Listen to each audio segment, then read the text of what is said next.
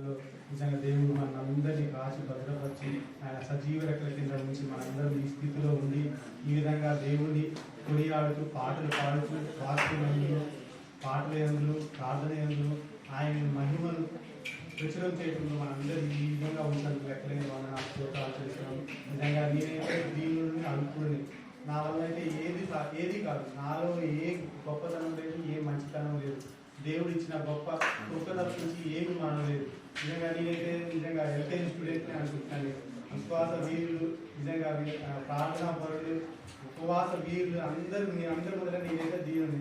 నిజంగా నేనైతే ఉపవాసం ఉండాలని అసలుకి స్టార్టింగ్ ఒక మన ఏదో ఉపవాస ప్రార్థన ముందు రోజు వరకు కూడా నేను ఉపవాసం ఉండాలని నేను తట్టుకోలేకపోతున్నాను. అసలుకి ఆగలి తట్టుకోలేకపోతున్నాను. నిజంగా తర్వాత నాకు అనిపించింది, నిజమే నేను ఈరోజు బ్రతికున్నానంటే కేవలం ఆయన కృపే. ఈ రోజు కల్లా నా సమాధి మీద కూడా మొక్కలు మొలిసేవి. అలాంటి భయంకరమైన దినాల నుంచి దేవుడు నన్ను కాపాడాడు. ఎందుకు ఈ బ్రతుకుని నేను ఆ రోజు నేను బాధలో ఉన్నప్పుడు ఏమనుకున్నాను, దేవా నీకోసమే బ్రతుకుతాను, నీకోసమే ఉంటాను, నీకోసమే జీవిస్తాను అనుకున్నాను. కానీ దేవుడు నన్ను తప్పించి ఒడ్డులోకి వచ్చిన తర్వాత నేనేం ఆలోచిస్తున్నాను, లోకానుసారంగా ఆలోచిస్తున్నాను, శరీరానుసారంగా ఆలోచిస్తున్నాను. దేవా నేను ఆకలికి తట్టుకోలేను, ఆకలికి ఉండలేను అని నేను ఆలోచించాను. కానీ దేవుడు నిజంగా ఎంత ఆశ్చర్యకరుడు. ఆయన నా మనసుని నిజంగా దృఢపరిచాడు. ఆయన ఏ విధంగా నేను చెప్పగలను, ఆయన ప్రేమను ఏ విధంగా వివరించగలను. ప్రతి క్షణమునని దారి తప్పిపోకుండా ప్రతి క్షణము నన్ను నా దారిలో నాకంటే ముందుగా నడుస్తూ నన్ను మేలుకొల్పుతూ ప్రతి ఉదయం ప్రతి సాయంత్రం రాత్రి పగలు ప్రతి క్షణము నన్ను ఎదు తట్టు నిలుస్తూ నన్ను సన్మార్గంలో నడిపిస్తూ నిజంగా ఎంతో గొప్ప కృప చూపించాడు. నేను అనుకున్నాను అప్పుడు వెంటనే వచ్చి బ్రతుకేందుకు, నేను ఒడ్డు మీద పడగానే దేవుణ్ణి మరుస్తున్నానేమో, నిజంగా ఏమైనా కానీ నేను చనిపోతే ఈ 7 రోజులు ఉపవాసం చనిపోతే ఇంకెంత ధన్యత నిజంగా అనుకొని ఖచ్చితంగా ఉండాలని చెప్పేసి నేను డిసైడ్ అయి ఉన్నాను. ఆ రోజు కూడా దేవుడు ఎంతో సాధారణ శోధన. అప్పటి వరకు నేను ఉంటానని కూడా నాకు మంచి మంచి దోశలు తీసుకొచ్చి పొద్దున్నే అక్కడ పెట్టింది. అక్కడ ఆమెకి నేను ఉండలేనని అనేది అనిపించినప్పుడు కానీ నిజంగా ఆమెకు ఉండాలనే ఉంది నేను. కానీ తెచ్చినప్పుడు నాకు ఒకసారి అనిపించింది, ఇచ్చి ఇంకేమన్నా కానీ అని పక్కకి పెట్టేశాను. తర్వాత మళ్ళీ బయటికి వెళ్ళి నేను 12 గంటలకి ఇంటికి రాగానే మంచి బిర్యానీ, వేరే బిర్యానీ వాసన వస్తుంది. తీసుకోగానే బిర్యానీ, దేవుడు శోధన సైతాన్ని నాకు పెట్టింది నిజంగా అని చెప్పేసి నిజంగా ఇది నేను నవ్వుకోవడానికి కాదు. కానీ నిజంగా దేవుడులో ఉన్నప్పుడు మన ఈ సైతాన్ని ఏ విధంగా శోధిస్తుంది, ఏ విధంగా మనని వెనక్కి లాగాలని ట్రై చేస్తుంది. నిజంగా ఇవన్నీ నిజంగా దేవుడిలో ఉన్న వాళ్ళకే ఇలాంటి దాన్ని జయించగలమని నేను నమ్ముతున్నాను. ఒక కరోనా వచ్చిన 2 సంవత్సరాల నుంచి నేను చూస్తున్నాను, దేవుడు ఎంతో ఆత్మీయంగా మనందరినీ బలపరుస్తూ దైవ సేవకుడు, దైవజేంద్రాలు నిజంగా వారి పిల్లలకు సైతం మనం ఎంతగానో ప్రోత్సహిస్తూ నిజంగా పాటలేందు దేవుని మహిమపరచడంలో, వాక్యం చెప్పుడులో, ప్రార్థన చేయడంలో, ప్రతి విషయంలో వారికంటే మనకి ముందుగా సమయం ఇస్తూ మనం ఎంతగానో ప్రోత్సహిస్తున్నారు. నిజంగా అతిశయోక్తి కాదు. ఈ 2 సంవత్సరాల్లో నేను ఎంతగానో బలపడ్డాను. ఎంతగా అంటే అది ఊహించలేనంత ఈ విధంగా ఉంటాను. నేను ఈ విధంగా బైబిల్ చదవటంలే కానీ 2 సార్లు బైబిల్ కంప్లీట్ చేయడానికే కానీ నిజంగా పాట విషయానికి వస్తే అసలు ఎవ్వరము అందరూ బలహీనులమే. ఎంతగా ఇప్పుడు ప్రతి ఒక్కరు అసలు వేగిర పడుతుంది. ప్రతి ఒక్కరు నేను పాడాలి, నా సమయం ఎప్పుడు వస్తుంది, నా సమయం ఎప్పుడు వస్తుంది. అసలు పాటలకి ఇప్పుడు టైం లేకుండా అయిపోయింది. నిజంగా దేవుడు అయ్యగారితో మాట్లాడి నిజంగా పాటలకి మనం పాడితే 9:30 కాదు 10 గంటల వరకు పాటలతోటే మనం ఉంచగలం. కానీ నిజంగా ఎంత గొప్ప కరికన పూర్ణుడు. గత సంవత్సరం జనవరి నుంచి మనకు దేవుడు వాగ్దానం ఇచ్చిన దగ్గర నుంచి డిసెంబర్ 31 నైట్ 12 o'clock ఈ రోజు వరకు ఎంతో కృపామయుడు. జనవరి నెలలో ప్రతి పనిలో, ప్రతి అవసరతలో, ప్రతి అస్కరలో, మన ఫైనాన్షియల్ విషయంలో కానీ, మన ఆరోగ్య విషయంలో కానీ, మన ప్రతి విషయం పిల్లల విషయంలో కానీ, జబ్బులు మనకి ఏదైతే వచ్చినాయో ప్రతి ఒక్క విషయంలో జనవరి నెల, ఫిబ్రవరి నెల, మార్చి నెల, అన్ని నెలలు నిజంగా 11 నెలలు ఎంతో సురక్షితంగా మనల్ని కాపాడారు. నిజంగా లోకం అంతా చూసిన ఎంతో భయంకరమైన, ఎంతో మంది చనిపోయారు.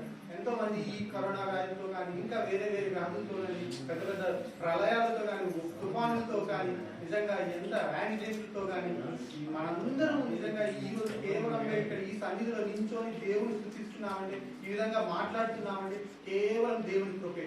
ఆ కృపను బట్టే మనందరం ఈరోజు ఉపవాస ప్రార్థన, ఆయన కృతజ్ఞత స్తుతించుతూ, ఆయన ఎంతగానో దావీదు వలె నాట్యం చేస్తూ, నిజంగా నా దావీదు వలె నాట్యం చేసిన పాటలో ఆయన యాక్ట్ చేసి చూపించారు. ఎంతగా నాట్యం చేస్తారంటే నిజంగా బైబిల్లో ఉన్నది దావీదు గారు అంత పెద్ద రాజు అయినప్పటికీ ఆయనకి కృతజ్ఞత స్తుతులు చెల్లిస్తూ, స్తుతి గానం చేస్తూ వీధులంతా వీధులంతా నాట్యం చేసుకుంటూ, అసలు ఎవరు ఈయన రాజు అనుకోరు. ఆ విధంగా నాట్యం చేస్తూ ఆయన స్తుతించి ఎంతగానో తగ్గించుకొని, నిజంగా ఆయన జీవితం తలుచుకుంటేనే నాకు ఎంతో సంతోషం ఉంటుంది. నాకు అసలు గంతులు వేయాలనిపిస్తుంది ఒక్కొక్కసారి. ఈ రోజు ఇంకా అసలు గంతులు వేస్తూ దేవుని స్థుతి లాస్ట్ రోజు 7వ తారీఖు 7వ రోజున అందరూ స్థుతించి గంతులు వేస్తూ పాటలు పాడాలని నాకు చాలా సంతోషం. నిజంగా కేవలం స్థుతి ప్రార్థన, స్థుతులు చెల్లించడం అని ఆయనకు కృతజ్ఞతమై ఉన్నాం. నిజంగా ఎక్కడదండి మన జీవితం ఎంతది, అంతలోనే మాయమైపోయే నీటి ఆవిరి వంటి వారు, అంతలోనే మాయమైపోయే నీటి బుడగ వంటి వారు, గడ్డి పువ్వు వంటి వారు. మనం ఏ పార్టీ వారు, లోకం చూస్తే ఎంతో ఉన్నతులు, ఎంతో మంది చదువుకున్న వారు, దేశ ప్రధానులు ఎంతో మంది మరణించారు. మనం ఏ పార్టీ వారు, ఏ జనము, మనం ఎక్కడి నుంచి వచ్చాము? మనం ఇశ్రాయేలులో పుట్టినామా? కానీ మనల్ని ఏర్పరచుకుని దేవుడు తల్లి గర్భంలో రూపించబడక ముందే మనందరినీ గుర్తెరిగి ప్రతి ఒక్కరికి ఒక్కొక్క ప్రణాళిక ఏర్పరచుకొని, ప్రతి ఒక్కరికి ఒక్కొక్క రూట్ మ్యాప్ దేవుడు అప్పుడే సెట్ చేశాడు మనందరికీ. ఈ విధంగా ఈ బిడ్డ ఈ విధంగా జీవించాలి, ఈ విధంగా ఉండాలి. కానీ నిజంగా అది తలుచుకుంటే మనందరం కృతజ్ఞతలమై ఉండాలి. నిజంగా చిన్న ఆవేశాలు, చిన్న అన్నిటి వదిలిపెట్టాలి. దేవుడి సన్నిధిలో ఎంతో ఆత్మపూర్ణమై ప్రతి ఒక్కరికి మనం నిజంగా దేవుడి సన్నిధిలోకి రావాలి. ఈ ఆవరణ నిజంగా నేను ఇది చెప్పకుండా నా మనసు ఉండట్లేదు. అసలు నేను 2 సంవత్సరాల నుంచి ఈ ఆవరణలోకి రావాలంటే నాకు ఎంతో సంతోషం, ఎంతో ఆనందం. అది చెప్పలేను, మాటల్లో చెప్పలేదు. ఎందుకు ఇంతకుముందు ఎంతో గా తిరిగేవాడిని, ఫ్రెండ్స్ దగ్గరికి వెళ్ళేవాడిని, వీకెండ్స్ వస్తే పార్టీలని వాళ్ళని ఏదో మా ఆఫీస్ పార్టీలని వెళ్ళిపోయాడు. కానీ ఈ 2 సంవత్సరాలు మందిరం ఆవరణలోకి రాగానే ఎంతో సంతోషం, ఎంతో ఆనందం వేస్తుంది. నాకున్న బాధలన్నీ ఒకవేళ మీ ఇద్దరు మనం అనుకున్నా ఇక్కడికి వస్తే నాకు చాలా సంతోషం. అంటే నా అయినా ఇక్కడికి వస్తే నాకు చాలా సంతోషం. అసలు ఎంత సంతోషం అంటే ఈ సన్నిధిలో నించోవాలి, అయ్యగారితో మాట్లాడి, అయ్యగారు రాకపోయినా అక్కడ కూర్చొని, అయ్యగారు వస్తారు, అయ్యగారు ఏదో ప్రార్థనలో ఉంటారు, పనిలో ఉంటారు, అయినా సరే అక్కడ కూర్చొని నిజంగా ఇంటికి తిరుగుతుంటే ఎంతో సంతోషం ఇస్తుంది. ఈ 2 సంవత్సరాలు ఎంతో దేవుని మహిమను, దేవుని కృపను, దేవుని యొక్క ఆశీర్వాదాన్ని పాత్రుడని నేను నమ్ముతున్నాను. దేవునికి అందుకే కృతజ్ఞతలు చెల్లిస్తూ నిజంగా ఈ సన్నిధిలో నిజంగా నాకు వాక్యం పైన సాక్ష్యమే చెప్పాలని నాకు అది ఆ సాక్ష్యం వివరించలేదు, నా మాటలు రావట్లేదు. అసలు ఎంత నేను ఆయన సన్నిధిలో దీనుడు అయినప్పటికీ, ఎంత ఉన్నప్పటికీ ఆయన రుణం నేను తీర్చుకోలేదు. నిజమే, నేను కరోనాతో హాస్పిటల్ ఇక్కడి నుంచి వెళ్ళిపోయిన తర్వాత కరోనా జాయిన్ అయినప్పుడు నిజంగా దేవుడి వాక్యమే 6 రోజులు హాస్పిటల్లో ఉన్నాను, పడకల మీద ఉన్నాను. నిజంగా ఇంజక్షన్స్ వేసుకున్నారు, అన్ని ఆక్సిజన్ పెట్టారు. అయినప్పటికీ 3 సార్లు కీర్తనలు మొత్తం 150 భాగాలు చదవడానికి, అధ్యాయాలు చదవడానికి ఎంతో నేను సంతోషపడ్డాను. నిజంగా దావీదు జీవితం నాకు చాలా ఇన్స్పైర్ గా తీసుకున్నాను. నిజంగా ఆయన ఎంత నిజంగా ఆయన దేవుడు, ఆయన రాగా పుట్టడం ఆయన చూసి మనం నేర్చుకుని ఎంత అసలు అది మాటల్లో వర్ణించలేదు. నిజంగా ప్రతి ఒక్కరూ ఆయన జీవితాన్ని ఆదర్శంగా తీసుకొని మనం జీవించాలని కోరుకుంటాను. ఆయన పాటలు, ఆయన స్తుతి కీర్తనలు ప్రతి ఒక్కరూ ప్రతిరోజు పాడుకుంటూ ఉండాలని నేను నమ్ముతున్నాను. నిజంగా వాక్యంలోకి వెళ్ళినట్టయితే నాకు 150 కీర్తనలు అంటే చాలా ఇష్టం. 150 నేను సతీష్ అన్న చెప్పినట్టుగా 150 కీర్తనలు నిజంగా ఒకసారి 150 కీర్తన ఒక్కసారి చదువుతున్నాను. ఈ 150 కీర్తన 3.5 సంవత్సరాలకు ఒకసారి మన చర్చిలో ఆదివారం రోజు చదువుతాం. మనం ఆదివారం రోజు ఆ 3.5 సంవత్సరాల కోసం నేను ఒకసారి కనిపెట్టుకొని ఖచ్చితంగా అయ్యగారికి ఒక 2 రోజులు ముందే, అయ్యా 150 కీర్తన నేనే చదువుతాను, నాకు సాయం చేయగలను అయ్యగారు నాకు ఇచ్చారు. ఇలా 150 కీర్తన నేను 15 సార్లు చదవాలని కోరుకుంటాను. 15 అంటే 45 సంవత్సరాలు నేనే 150 కీర్తన చదవాలి. 80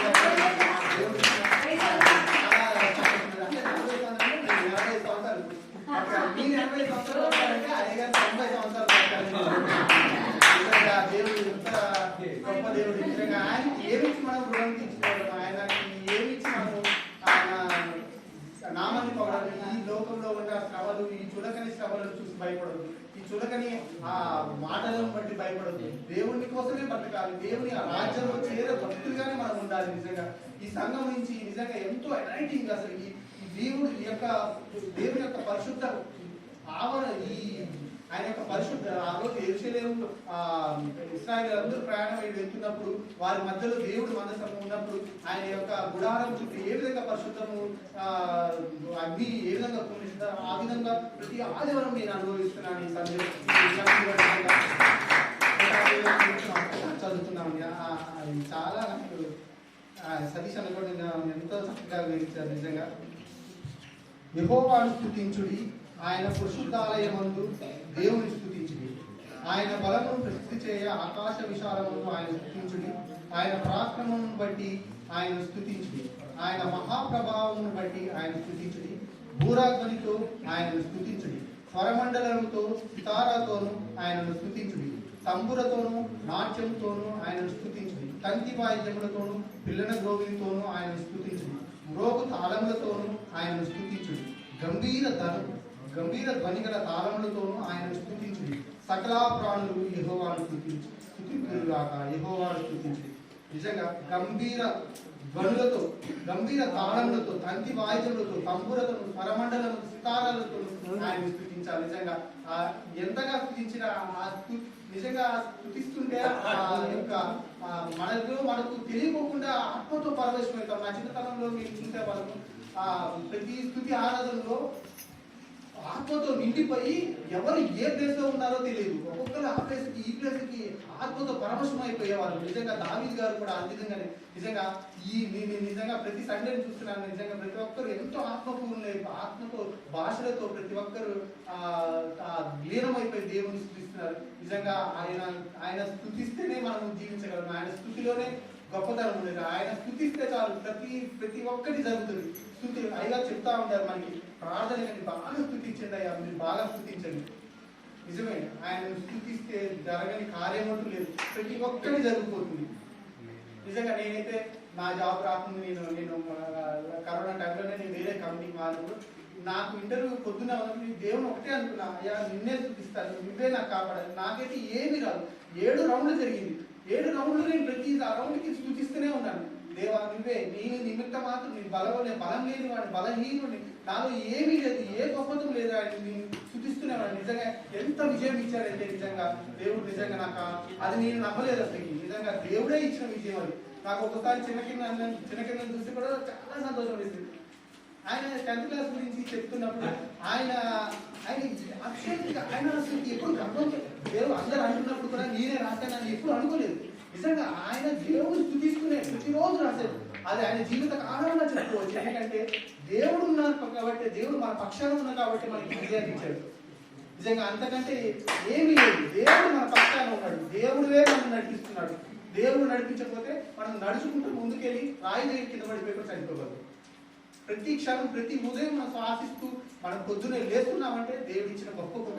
దానిని బట్టే మనం కృతజ్ఞతలు ఆయన చెల్లించుకోవాలి. నిజంగా అలాగే నాకు ఇంకొకటి చదువుకున్నాను.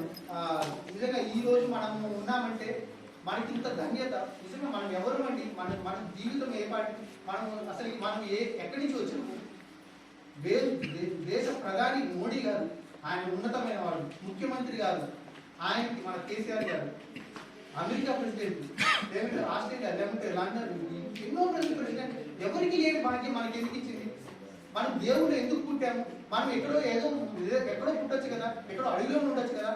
నిజమే, దేవుడు నిజంగా ఆయన కృపలేంది. ఒక్కసారి యోహాను సువార్త 6:44 ఉంటుంది. నన్ను పంపిన తండ్రి వాడిని ఆకర్షిస్తే గాని ఎవడను ఆయనకు రాలేడు. ఆయన మనల్ని ఆకర్షించాడు.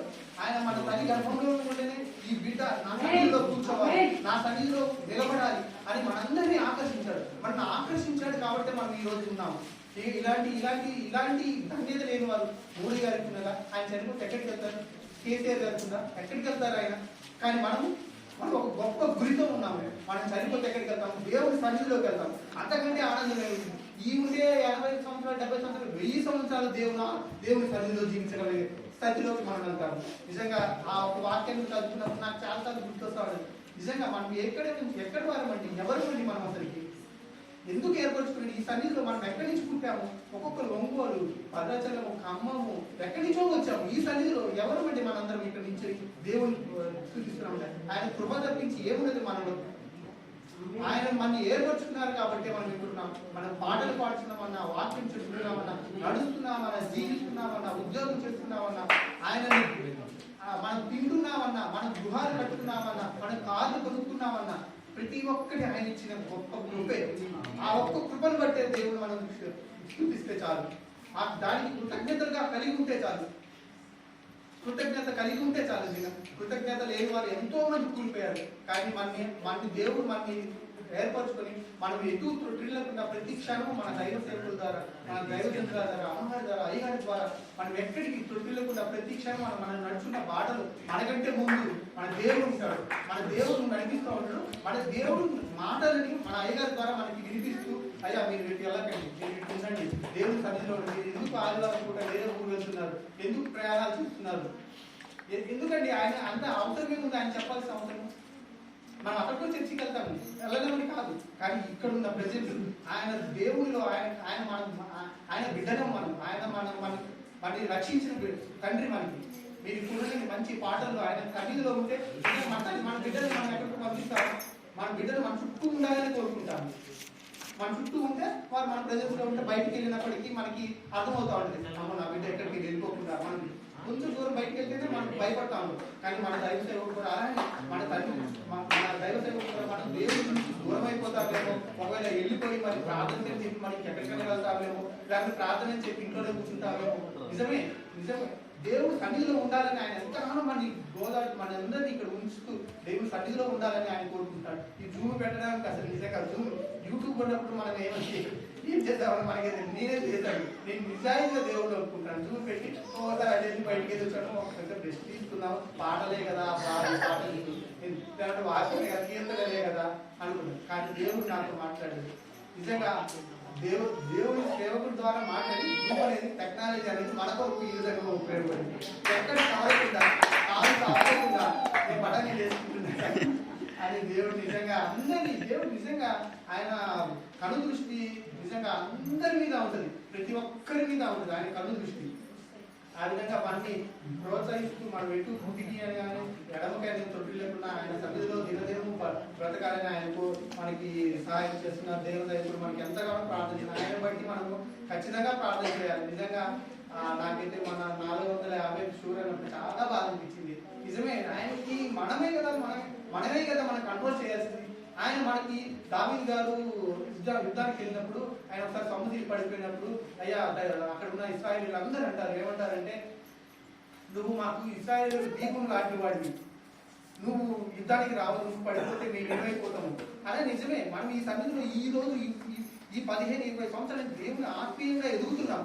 ఆయన కోసం మనందరం ప్రార్థన చేయాలి. ఆయన క్షేమంగా ఉంటే, ఆయన 90 సంవత్సరాలు పడితే మనం ఎంతో అసలు మన పిల్లలకి ఎంత ఆశీర్వాదకరంగా ఉంటుందో. నిజంగా ఆయన బట్టి నాకు చాలా దుఃఖం అనిపించింది. ఆ రోజు మనందరం ఖచ్చితంగా ఆయన ఇంటికి వచ్చినప్పుడు డైట్ మెయింటెనెన్స్ ప్రతి ఒక్కరూ ఆయన మనం ఏది పెట్టినా తింటాడు.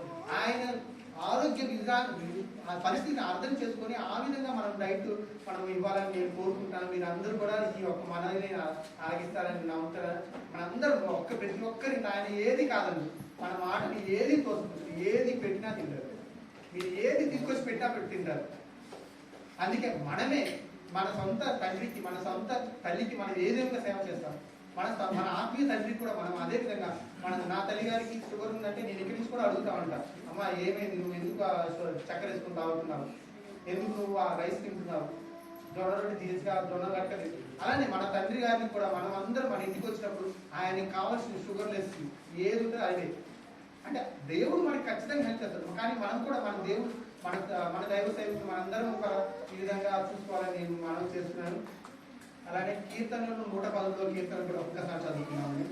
దావీదు నాట్యం చేస్తూ నిజంగా రాసిన సూర్యోదయం మొదలుకొని సూర్యాస్తమయం వరకు ఆయన చూపించారు. ఆయన నేలలో ఉన్న దరిద్రులను లేవనెత్తివాడు, పెంట కుప్పలలో ఉన్న బీదలను పైకెత్తువాడు. నిజమే అండి, మనం ఎక్కడ ఉన్నవారు, మన పెంట కుప్పం ఉన్నవారమే.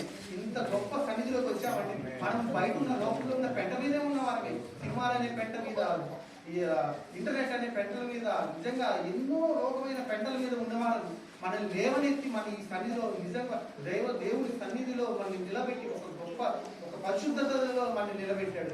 నిజంగా ఒక్కసారి ఆ కీర్తన అంతా ఒక మంచిగా చదివారు. నేనైతే చదవలేదు, ఒక్కసారి చదివితే నాకు చాలా సంతోషం. 113వ కీర్తన చదువుతాం. Song number 130. నేను మైక్లో చదువుతాను. 113వ కీర్తన చదువుతాం.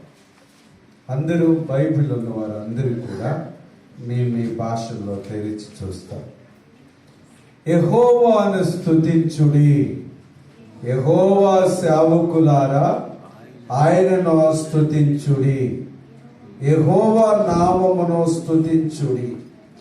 ఇది మొదలుకొని ఎల్లకాలము యెహోవా నామము సన్నుతింపబడునుగాక. సూర్యోదయం మొదలుకొని సూర్యాస్తమయము వరకు యెహోవా నామము స్తుతి నొందదగినది. యెహోవా అన్యజనులందరి ఎదుట మహోన్నతుడు. ఆయన మహిమ ఆకాశ విశాలమున వ్యాపించి ఉన్నది.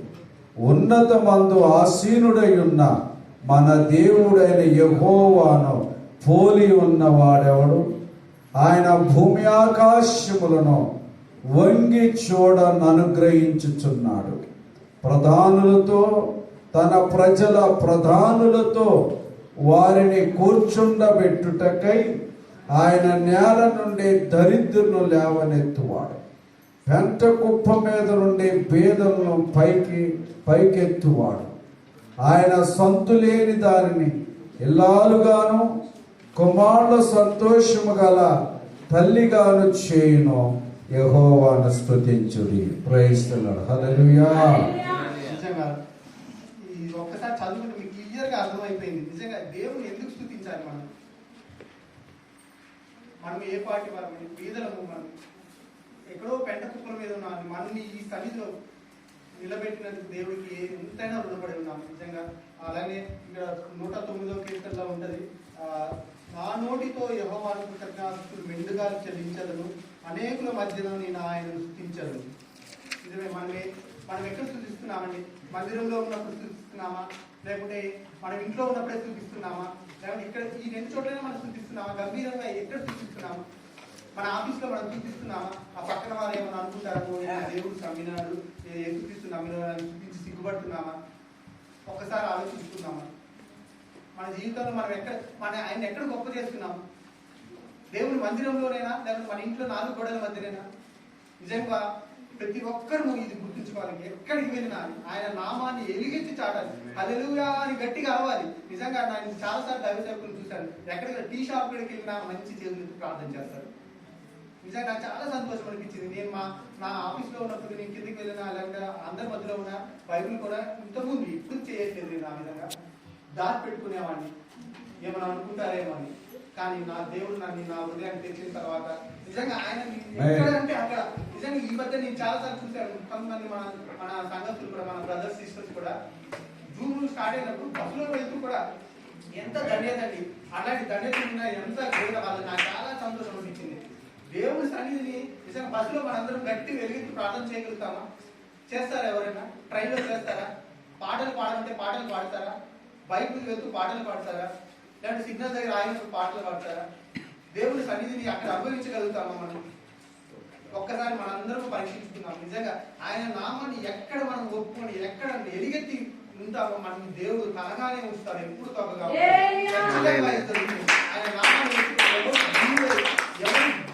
లోబడి ఆయన సన్నిధిలో అనుభూతో వెళ్తాడు వాడు. ఆయన ఖచ్చితంగా ఆయన దేవుడు తనగానే ఉంచుతాడు. ఎప్పుడు తగ్గగా ఉంటాడు. ఎప్పుడు ఎవరి దగ్గర సిగ్గుపడనీయడు. నీతి మంతులు ధైర్యంతో, సింహం అనే ధైర్యంగా ఉంటారు. మనం నీతిగా బ్రతికి దేవుని సన్నిధిలో నీతిగా ఉన్నప్పుడు ఖచ్చితంగా సింహం వల్ల నీతిగా ధైర్యంగా ఉంటాం మనం. నిజమే. అయిగా నాకు లాస్ట్ ఆ సండే చెప్పినప్పుడు వాక్యం ఎంతగానో నాకు నచ్చింది. నిజంగా మనము దేవుని సంపద, మనకిచ్చిన సంపద నుంచి 10వ భాగం ఇస్తున్నామా? నేను ఒక్కొక్కసారి, అంటే నేను ఇంతకు ముందు కాదని సిగ్గుపడేవాడిని. నిజంగా వచ్చినప్పుడు నాకు చాలా సిగ్గు అనిపించేది. నిజమే, ఈ రోజు నాకు ఇంత వచ్చింది కదా, నేను ఎందుకు ఇవ్వలేకపోయాను దేవుడికి? నేను ఈఎంఐ ఉందని చెప్పి సాకున్నానా? లేకుంటే దేవుని సేవకు తర్వాత ఇద్దాం అనుకుంటున్నానా? లేకపోతే ఇప్పుడు మనకు ఖర్చులు ఉన్నాయి, లేకపోతే నా కొడుకు జ్వరం వచ్చింది, నా కూతురికి జ్వరం వచ్చింది, నేను మెడిసిన్స్ కొనాలని ఆడుకుంటున్నామా? నేనైతే ఖచ్చితంగా చెప్తున్నా, మన మెడిసిన్స్ కానీ మన ఆరోగ్యం కానీ మనం హాస్పిటల్ ఐసీలో ఉన్నప్పుడు మనకు వచ్చిన శాలరీలో ఖచ్చితంగా 10వ వంతు దేవుడిని అనుగ్రహించినప్పుడు ఖచ్చితంగా దేవుడు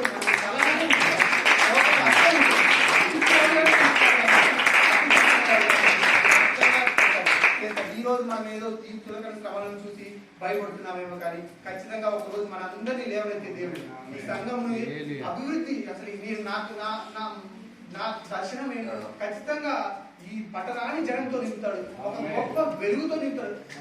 ఇది ఏదో ట్రావెలింగ్ విజిటర్స్ వచ్చే మందిరంగా కాదు, ఇక్కడ స్థిరపడి నిజంగా మన స్థిరపడి ఇప్పుడు బాప్టిస్ట్ చర్చి కానీ ఏ విధంగా స్థిరపడ్డాయి, ఒక వందల సంవత్సరాలు దేవుడు ఈ మందిరాన్ని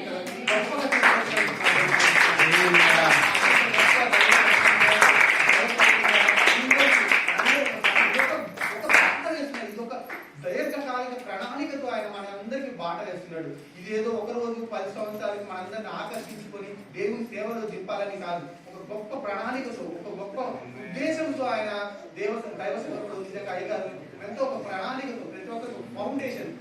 ఆ ఫౌండేషన్ ఏ విధంగా బండ మీద కట్టబడిన ఇల్లు వలె మనం ఇసుకలో కట్టి ఏదో వచ్చి పాటలు పాడేసి వెళ్ళిపోయి మంచిగా వాయిద్యాలు వాయించుకుని వెళ్ళిపోయటం కాదు, ఒక గ్రూప్ ని తయారు చేస్తున్నారు. నిజంగా ఆ విజన్ ఎంత గొప్పదంటే అది మన జీవిత కాలంలోనే మనం దాన్ని ఖచ్చితంగా చూస్తాము. మన పిల్లల తరం ఖచ్చితంగా చూస్తారని నేను నమ్ముతున్నాను. నిజంగా ఒకసారి నిజంగా ఈ స్థితిలో ఉండే గొప్పతనం ఇజ్రాయేల్ ప్రజల మీద ఏ విధంగా సొలొమోను దినములలో ఏ విధంగా అనేది ఒక్కసారి చూస్తామండి. దినవృత్తాంతాల 2వ దినవృత్తాంతాల గ్రంథము 5వ అధ్యాయము 5వ సొలొమోను యెహోవా మందిరంలోకి ప్రవేశించినప్పుడు అదంతా ముగించి ఆ మందిరంలోకి ప్రవేశించాలనుకున్నప్పుడు దావీదు గారు చేసిన బంగారు వెండి ఉపకరణాలన్నీ దేవుని సన్నిధిలోకి తీసుకొచ్చిన తర్వాత నిబంధన మందసాన్ని సియోనుపురం అనే దావీదు పట్టణంలో ఉన్న అక్కడికి తీసుకురావడానికై అక్కడ ఉన్న పెద్దలందరినీ, ఇశ్రాయేలు అధికారులను, యాజకులను అందరినీ తీసుకొచ్చి అనేకమైన పశువులను బలులుగా అర్పించిన తర్వాత ఆసాఫ్ గారు ఏదోను కొంతమంది ఉంటారు. 2వ దినవృత్తాంతాల గ్రంథము 5వ అధ్యాయము 11వ వచనం నుంచి ఒక్కసారి చదవాలి. యాజకులు పరిశుద్ధ స్థలము నుండి బయలుదేరి వచ్చినప్పుడు అచ్చట కూడి ఉన్న యాజకులందరూ తమ వంతును చూడకుండా తమ్మును తాము ప్రతిష్ఠించుకొనిరి. ఆసావు, హేమాను, యెదుతూనులు సంబంధమైన వారును వారి కుమారులకును సహోదరులకును సంబంధులకు పాఠకులైన లేవీయులందరూ సన్నపు నారవస్త్రములను ధరించుకొని తాళములను, తంబురులను, సితారాలను చేత పట్టుకొని బలిపీఠమునకు తూర్పు తట్టున నిలిచిరి. వారితో కూడా బూరలు ఊదు యాజకులు